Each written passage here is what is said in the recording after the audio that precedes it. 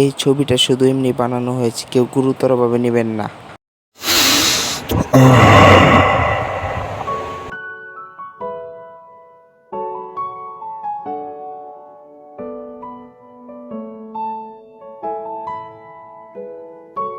এটা প্রায় 10 বছর আগের একটি ঘটনা। আমি যখন ছোট ছিলাম, আমি বাসায় ফিরছিলাম, তখন অনেক কিছু হয়।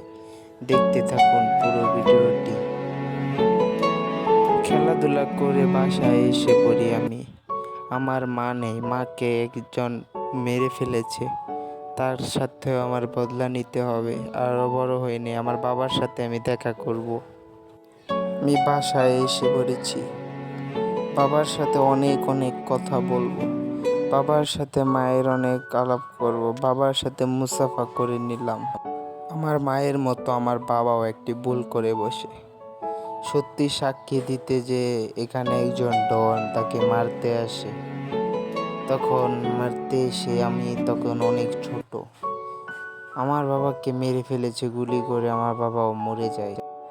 তখন আমার কেউ ছিল না, আমাকেও ধাক্কা মারে, আমি হয়ে যাই এতিম, আমার বাবাকেও মেরে ফেলে। তখন আমার এই দুনিয়াতে আর কেউ ছিল না। তখন আমি সামনে একটা গুলি রাইফেল পেলাম। তখন আমার অন্যরকম একটা চিন্তা ভাবনা আসে। চিন্তা ভাবনাটা ঠিক গুন্ডা গুন্ডা ভাব। তখন আমার ভিতরে আর কোনো ফিলিংস ছিল না। ভাবছিলাম কবে বড় হব আর কখন মারব। তখন আমি চলে যাই আমার পথে। 10 বছর পর।